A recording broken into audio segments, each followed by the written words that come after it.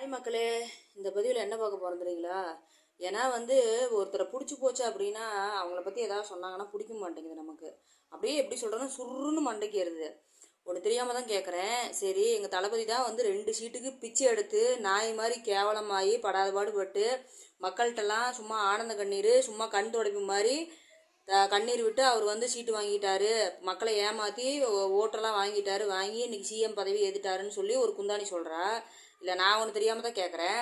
அதில் சரி, அவர் வந்துட்டார். ஏதோ அவர் இப்போ ஒரு குடும்பம் நடத்துறதுக்கு ஒரு சிலர் ஆணும் சரி பெண்ணும் சரி இன்னைக்கு பிள்ளைங்க முதற்கொண்டு எல்லாம் சின்ன பொடிச்சு முதற்கொண்டு எல்லாம் கஷ்டப்படுறாங்க. ஒரு குடும்பத்தை நடத்துறதுக்கு கஷ்டப்படுறாங்க. ஒரு வேலைக்கு போகணும், 10 ரூபா சம்பாதிக்கணும், பிள்ளைங்க படிக்க வைக்கணும், குடும்பத்துக்கு 5 3 வாங்கி போகணும், நல்லது கெட்டதெல்லாம் பண்ணணும். இப்போ கடனை வாங்குறோம், கடனை கட்டுறோம், அதுக்காக நம்ம நாய் மாதிரி ஓடிட்டு இருக்கிறோம். சரி, இது பொதுப்படையான ஒரு விஷயம். இவர் சிஎம் ஆகிறதுக்கு சரி, அவர் ஏதோ ஆகணும்னு நினச்சாரு, மக்களுக்கு நல்லது பண்ணுறாரா, அவர் கெட்டது பண்ணுறாரா, சரி ஆகணும்னு நினச்சாரு, சரி வந்துட்டாரு, சரி அதை விட்டுருங்க. ஆனால் அவர் பொறுப்புகளில் உட்கார்றதுக்கு அவர் அந்த பதவியை கண்டிப்பாக நம்ம ஏற்றே ஆகணும், மக்களுக்கு நல்லது பண்ணி ஆகணும். ஏன்னா சோத்துக்கு தண்ணிக்கு இல்லாமல் தானே அவர் இங்கே வந்திருக்கிறாரு. அதனால் மக்களுக்கு நல்லது பண்ணி ஆகணும்னு சொல்லிட்டு சரி எல்லாம் ஏமாற்றி எல்லாம் போய் சொல்லி துரோகம் பண்ணி வந்துட்டாரு, ஏற்றுக்கிறேன்.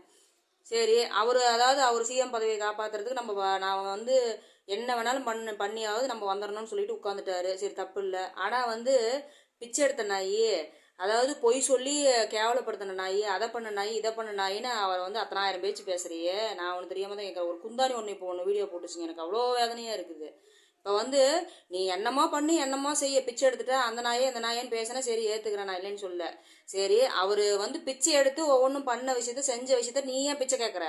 நீ எதுக்கு 6 சிலிண்டர் என் வீட்டுக்கு வந்தவனு கேட்குற? நீ எதுக்கு பார்த்தீங்கன்னா எனக்கு 2500 பணம் வந்துடணும்னு கேட்குற? அவர் கொடுக்குற நலத்திட்ட உதவி நீ எதுவுமே வாங்கிக்காத. நீ ரோசக்காரி தானே, நீ மானம் உள்ளவ தானே, நீ சோத்துக்கு உப்பு போட்டு தானே திங்கிற, அப்போ நீ எதுக்கு அதை வாங்கிக்கிற? அதை வாங்காம விட்டுரு. அவர் கழுவி ஊத்துறதெல்லாம் நியாயம்தான். சரி, அதெல்லாம் உன்னால ஏற்றுக்க முடியல, பாவம். இந்த இடம் சுத்தமான மனசு, அசிங்கத்தெல்லாம் ஏற்றுக்க முடியல. அப்போ இருக்கிற பொம்பளை நல்ல பொம்பளை தான், குடும்பத்து பொம்பளை தான். சரி, இவர் தான் பாவம் தரங்கட்டு ஒன்றும் பண்ணிட்டாரு, தளபதி தரங்கட்டு பண்ணிட்டாரு. சரி, குடும்பத்தை தெருவில் விட்டாரு, எல்லாம் பண்ணிட்டாரு, செஞ்சுட்டாரு. ஆனால் நீ நல்ல பொம்பளை தானே, ஒழுக்கமான பொம்பளை தானே. அப்படி இருக்கிறப்ப நீ என்ன மயிருக்கு பார்த்தீங்கன்னா சிலிண்டர் வாங்கிக்கிற, காசை வாங்கிக்கிற. அவர் அவரோட காசில் அவரோட உழைப்பில் அவர் பதவி ஏற்று அதில் வரக்கூடிய எந்த ஒரு நீ சலுகையும் வாங்கிக்காத, நீ கரெக்டான பொம்பளையாக இருந்தா. ஏன்னா நமக்கு மனசு கஷ்டமாக இருக்குது.